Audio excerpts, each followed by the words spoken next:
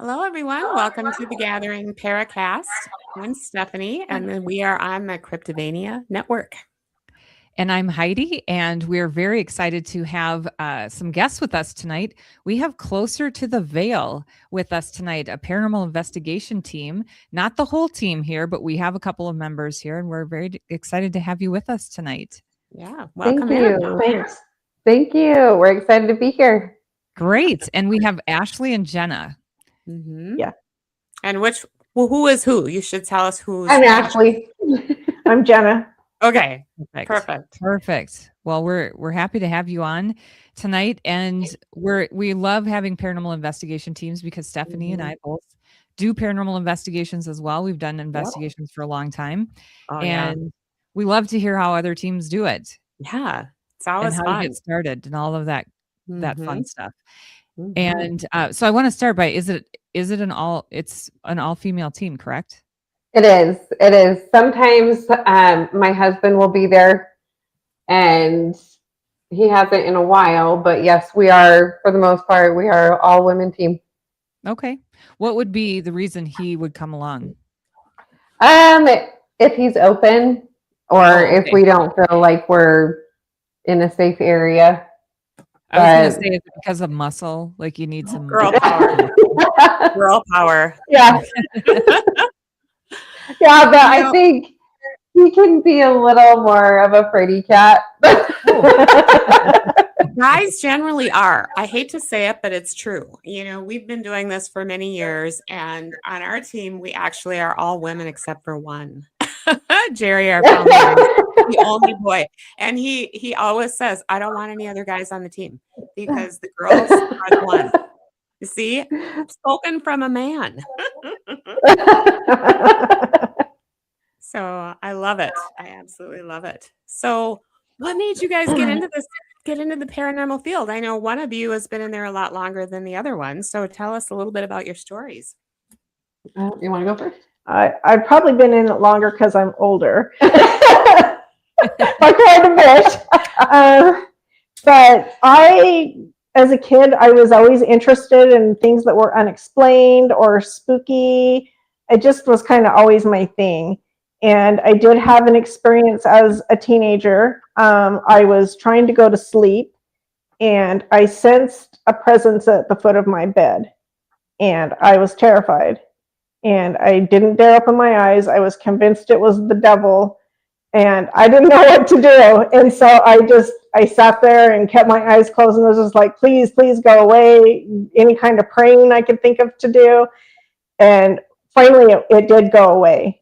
And I really have never had an explanation for that. And so that just kind of piqued my curiosity even more. And in about 2010, we were living in Las Vegas, and I was sitting at home bored, and I flipped on the TV and saw Ghost Adventures. And I was like, oh my gosh, people do this. They go out and they look for ghosts. I need to do this. And so I got online and I found a team on Meetup, and I went and interviewed with them, and I joined their team, and I've been doing it ever since with different teams along the way. Cool. So you were in Vegas when you started. Where did you go after? Did you come because you're in Arizona, correct? Yeah, I am now. We lived in Vegas for almost 20 years. So I worked with several teams there, and we've been here since 2019. And I've known Ashley, 3 years, 2 years? Yeah. 2 or 3 years? No, it's been long. Is it longer? 22. Okay, so like 4 years. 4 years. And we were both on separate teams at the time, and we had investigated together, and we just decided we should just do it together. So I left my other team and joined her. Nice. Yeah. Good. Sure. We have a question in the chat room from Cryptovania TV is asking, how old were you for that first encounter? I was probably 16. Okay. 17 maybe. Probably 17. Okay. That's pretty, it's scary. That's scary stuff. I was terrified. I'd never felt anything like that. And looking back now, the way I am now, I wish I'd opened my eyes and seen what was there, if there was something to see. But, you know. What would you have, like? Would you have opened your eyes and been like, go away? I don't maybe I probably would have, since I was saying go away with my eyes closed. I probably would have, but I do wish I could have seen what it was. Well, we all have those I wish I would have moments, I think, Yeah. when it comes to paranormal, that after like hindsight, we're like, well, it wasn't that bad. It's like, well, no, it was, or you would have opened your eyes. So Yes. you Yeah. did what you needed to do to get through the situation. And now you have your eyes open, right? Mhm. Oh yeah. Oh yeah. And ironically, nothing has scared me since then. Like, we go investigate and stuff doesn't scare me. So now I'm waiting to see what it's going to take to scare me. Oh boy, don't tempt fate there. Be careful. Not a good thing. Yes. Awesome. Okay, so Ashley, we need to hear about you. What got you into this? So I've had stuff happen to me my whole life. I remember my first encounter. I was playing on my grandma's staircase, and my grandma has like a really creepy house. But I was playing on the stairs, and a woman came out of her hallway and was like, "Don't play on the stairs." And I was like, "Who are you? What are you doing in my grandma's house?" For one. And I slowly backed down the stairs to where my grandma was at. And I go, "Grandma, I just saw a ghost." And she goes, "You didn't see a ghost. You saw an angel." And I was like, "Okay, Grandma's crazy. I know what I saw." And then she said, "If you help them, they will help you." And so that's kind of where it got set up. My mother has always been very spiritual and has very much believed in spirits. And so I just grew up with it. About 15, I think I was like 13, 14, and I started getting sleep paralysis, but I didn't know what it was. And so then I just started looking into it, reading. I read a lot of like Hans Holzer, loved the Warrens, and I just ended up like seeing it on TV one day. I think it was Ghost Hunters that I saw on TV, and then I was like, I want to do this, but watched it. My mom would take us to a lot of haunted locations, but she was like more history about it. So after finding out that they were like actually historical haunted locations, I was like, oh, I've been there, and my mom's like really helped out with it. And now that I do it, she's like super proud of me, and she's really, she really backs me up with it. We'll take her to I was going to locations ask. too. She's fun. She's really funny about it. Like, she doesn't know the do's and don'ts, so she's like, she'll know that there's little kids at that location, like little kid spirits, and she'll be like, "Come sit in my lap," and we're like, "Don't do that." No. No. Oh my gosh. Yeah. Yeah. Oh, Yeah. So then I think 2021, I can't remember what we were watching, but we were watching one of the shows on TV, and I looked at my husband and I'm like, "All right, I'm done. I'm doing this. I am tired of watching it on TV. I'm just going to do it." And I told him I'm going to buy equipment and I'm going to get a team together. And so me and my husband sat there, brainstormed, thought of Closer to the Veil, and we knew Jenna, like we would investigate with Jenna quite a bit. And then we ended up just joining together. Great. yeah. Good. That's And good. then you have a third person that I was reading in their bio so Sam joined because you asked her on an investigation. Is that correct? Yes. So I've known Sam since we were 15. Okay. And so she knew a lot of the stuff that had happened to me. Because she'd be like, "You look tired. You know what happened?" And I would tell her. And she would say like similar things. She's like, "We have this, I've heard footsteps in the hallway. Everybody was asleep. I went out there. Nobody was there." And so we just kind of like shared it with each other, like the stuff that was happening to us. And then I mean, she's just always been there for me. She's a really good friend of mine. And then, what was it, last year? I think it was 2 years ago. 2 years ago? 2 years ago, I asked if she wanted to go, and then she was just like, "Yeah, I'll go. I'll do it. I'll be a part of it."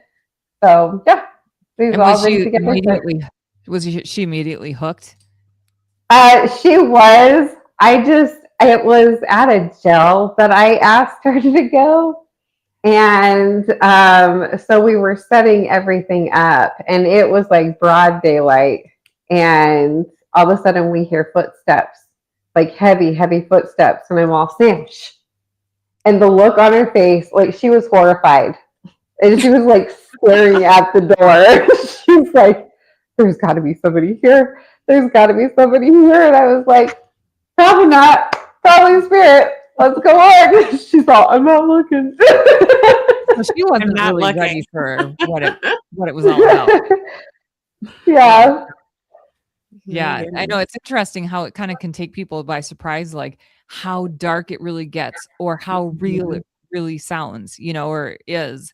And I think, even if people watch the shows on TV, they're separated, Right. somewhat. So it's like, well, it's not that scary. And then you're in it and it's happening to you and it's right there and you can't Oh, see it. yeah. And it's like, wait a minute. I Yeah. don't like this. Now I don't like it. Yeah. Yeah. Yeah. I'm really surprised when I do hear stuff, like I second guess it a lot. Just the last location that I was at, even, I mean, it was a slide, like something heavy was being slid across the floor, and Jenna wasn't able to make it, but I was with another team, and one of the guys, it was just me and the other guy, and the other people were on another floor. Oh, okay. And I went into the bathroom and I just hear this heavy slide across the floor. And I turned around and walked out of the room. And the other guy was in a different room on the same floor, but we both met at the doorways. And he goes, "Was that you?" And I'm all, "Mm-mm." And we heard it again, and his eyes got huge. And I was like, "It's probably them." It's got to be them. Like I automatically have to find something else. I'm like, that's not something spiritual. Well, and but then I laughed because then I re-look over the footage and I was like, definitely not anybody there. Well, and I think too, sometimes it's okay to be a little bit skeptical as an investigator. I don't know how you guys feel about that, but it puts a little bit of I think a healthy twist on it, so that you're not just jumping into everything's paranormal, right? Right. Yeah. Yeah. You have to be a skeptic. Yeah. Yep.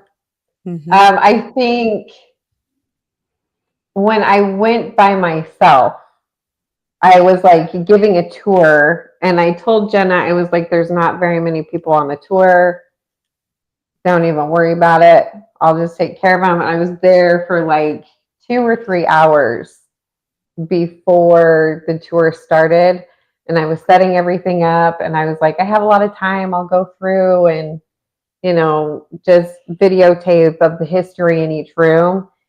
And I hear footsteps, and I was not moving, and I just get quiet, and I'm like, "There's nobody else here." Nobody is here but me, and there's footsteps walking down the hall. It was odd. It was crazy. Did you? But I was so happy I got it. Yeah, no kidding. Did you get any other information about them, or?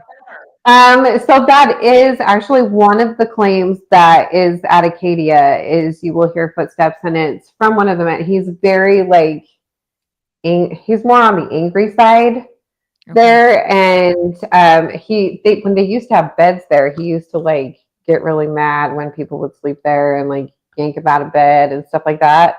Didn't like it when people would vacuum in there, so just stuff like that. So I was like, well, that's one of the claims. So I was like, well, I got it, and I was more excited about that. Also, the little girl cry I didn't expect it to be that loud. And I thought a little girl was going to be coming around the corner. I watched the door because I thought a little girl was going to come around the corner wanting me to like give her a hug or help her find her parents, or it was so loud. And I stopped the camera and thinking I was really going to see a little girl there, and there was nothing. And that was insane to me because it was so loud. It was like right outside the door. So that was We've gotten pretty those cool. footsteps several times, especially the last time we were there when they came all the way down the hall. Oh yeah. We're like, And my mom. oh yeah, that was when your mom was with us. My mom was with us, and she like the look on her face too. She was all, "I'm ready to go home." Oh. Get me out of here. Get me out of here. She's all, "I'll finish the investigation out in the car," and I started laughing. Oh no, that's where you have to drive separate, I guess. Some people just aren't made for it, you guys. It just is the way it is, you know? Yeah. So it looks like you have a fan. Wendy Clark in the chat room is asking if you're talking about Acadia, which you mentioned you were. So that, Yes. Hi, Wendy. Hi, Wendy. Hi, Wendy. Yes. So yes, we're talking about Acadia. So what location is that? What is it? What kind of building is it? So it was a sanatorium, a tuberculosis hospital. They had several things go on in that location, but it did start out with the, oh my goodness, why am I spacing them? The Dodges. So Lillian and Ed Dodge moved to Acadia because his wife had tuberculosis, and they were told that Oracle, Arizona is like a hot spot for people to get better from tuberculosis.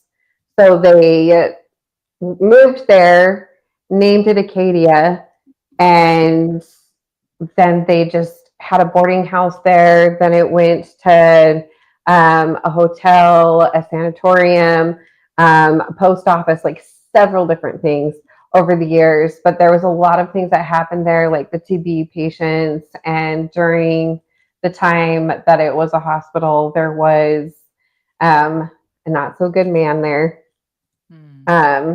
Ended up taking a little girl's life. And then a little boy accidentally shot himself with his dad's guns. He was a gun trophy winner and told his kids not to play with his guns, and one of them did. And there's a lot. They had a lot of history at that place. Wow.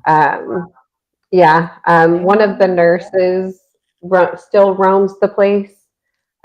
She just enjoyed what she did and was so used to being there that she still continues to help. I do try to cough every single time we're there to see if we can get her attention and to see if we can get her, active. And so that's like one thing that I always try when we're there. And then of course we hear the little kids at play. And so there's two little kids and the nurse and the disgruntled man. Wow. Wow. I'm looking, I actually looked it up online. I'm looking at pictures of it and it looks really sad. Yeah. And they do have a bathhouse that's connected to it and a tack room that is also connected to it, and they would actually do abortions in the tack room. And they said that there were so many abortions that were taking place during the TB hospital time, and they couldn't bring a baby into a tuberculosis hospital, so they would have to get rid of the baby, and they would just throw the baby outside the window.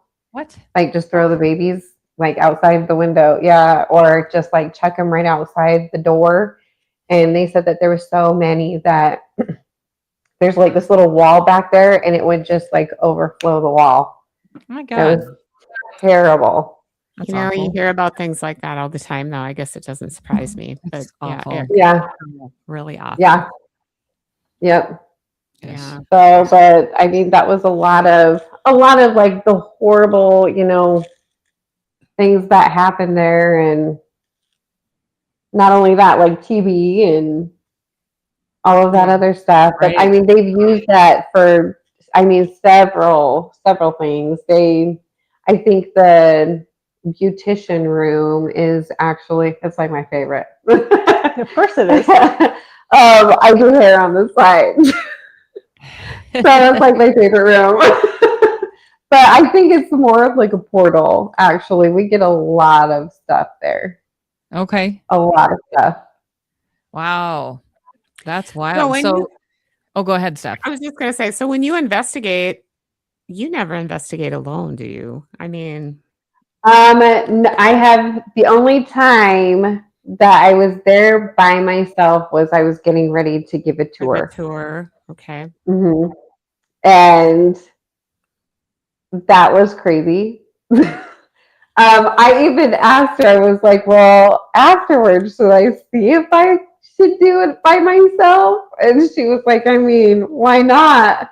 But then I did have something scare me, so I was all, no. No.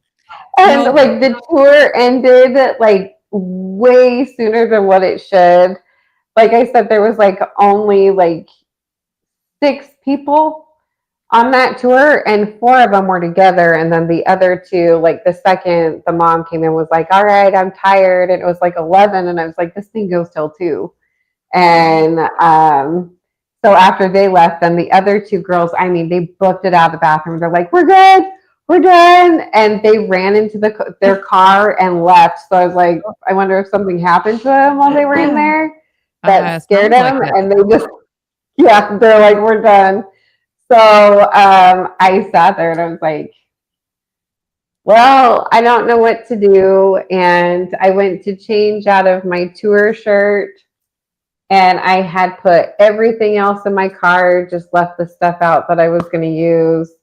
And I was like, I don't even need to go into the bathroom to change my shirt because nobody's here. And just as I like changed my shirt, I saw a blue light, and I turned towards the kitchen, and there was a door with a window, and I saw the blue light, and the blue light was reflecting from the other side. And that blue light was a motion sensor light. Mm. And it was not on before I had changed my shirt. And I looked over and I was all, I'm out. That's all it took. So I'm not staying. I was like, I'm more of like afraid of live people being there than I Right. am spirits. So I was like, I'm out. I'm gone. So just picked my stuff up and left. That's probably smart though. Yeah. To not Yeah. be Yep. for a whole bunch of reasons, right? Yeah. Oh, for Oh, sure. yeah. Oh, yeah. It's not safe. No. So do you No. investigate that building a lot? Is that like one of Yes. your favorite places? And Yes. so It's like my home is away it, from home. is it like open to the public or It's a museum during the day. okay? And John is like one of the nicest guys. He is so sweet. But he's the owner of it, and you can go and investigate it. Just get a hold of him. And Mm. I don't know what he's charging as of right now. He was talking about changing the price, but I don't know. Yeah, you can just get a hold of him, and he sets up a time for you guys to go and investigate, and you can investigate it. Mm. So do you have any other locations? Like how often do you do investigations? Whenever we can. Whenever we just get something set up. There's a lot of places in Arizona, a lot of places. We've got places in Globe, Tombstone, Acadia, Vulture City, Jerome. I mean, they're all over. Clifton. Mm. So Nice. they're all over the place out here. I've been to Jerome. Well, I've been to a lot of places in Arizona, but Jerome is haunted. Like Jerome is Jerome is active. amazing. Yeah. Mhm. I loved it Yeah. there. It was so active. It was amazing. Yeah. Yeah. We go down to Cool. Tombstone quite a bit, and we've had a lot of experiences there. Oh yeah. A lot of experiences. Yeah. That sounds awesome. Yeah. Tombstone's amazing too. Yeah. So Cryptovania TV is asking, any Bigfoot down there that you're aware of? We have skinwalkers. I haven't heard of Bigfoot down here. I haven't heard of Bigfoot either. We hear about the The chupacabras. chupacabras. Yeah. Oh, cool. Well, there's not a lot of forests down there, right? There's not a lot of woods in Arizona. It's so. that would be like Payson, Heber, Prescott. That would be like northern Flagstaff, Sedona. That's more northern. That you would get any foresty kind of look. Yeah, But yeah, I don't think Dogman is pretty prevalent, I think, in Arizona, isn't it? I feel like I've interviewed someone that was a researcher down in Arizona, and they had some pretty wild stories. Yeah, and I think that kind of goes with skinwalker. And I think because a lot of people say if it's a skinwalker, then it'll be like a coyote looking Okay. into a humanoid look. Okay. So, but Cool. then Utah has gotten some Bigfoot sightings, and I mean that's right above us. Yeah. So Yeah. Oh, yeah.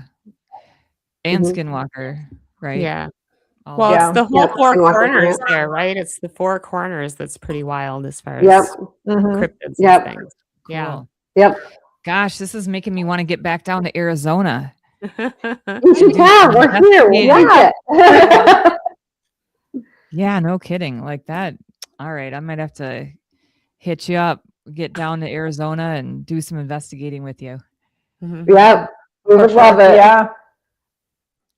Awesome. So what do you have coming up that you want to tell folks about that you're working on, even if you don't have to give out details if it's confidential, or if there's an event that you have that you'd like to share? So we have a couple of Paracons that we're going to be featured at. One in California, and that would be the Spooktacular, and that is the end of September. And then we are actually going to be over there in Minnesota. Yep. In October. Oh, really? Yep. Yeah. Great. Yep. Yeah, we talked about that. That's cool. Yeah, we were invited to come out there, and we're really excited. That's like the furthest we've been and been asked to go yet. So very exciting. Great. Yep. Great. And then we have a couple of investigations. We have the Phelps Dodge that will be coming up. Yeah, a couple weeks, end of June. Yeah, I'm really excited. Yeah, that's a good active hospital. Yeah. So yeah, we have that one, and then I am wanting to plan a trip out to California for the Queen Mary. Oh, So yeah, that's nice. I've been there, but Jenna hasn't. So I want her to. Yeah, I want her to see it. I've been dying to go. So, and then I have a friend who lives in California, lives near the Winchester Mystery House. So she's invited us to come and stay with her and go to that too. Yes. Yay. Yeah, it's been awesome. 21 years since I've been to the Winchester House. So Cool. Yeah. Well, sounds like you have some fun stuff coming up. yeah, For sure. Yay. Great. Well, if anybody's in the area and wants to get a hold of you, how can they reach you?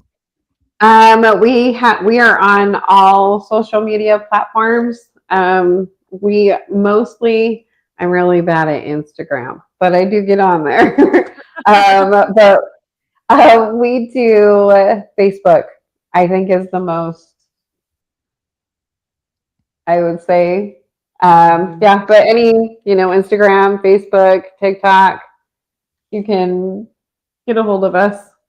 That's where we Great. mostly are. Yeah. So look up Closer to the Veil when you're on social media and they'll find you.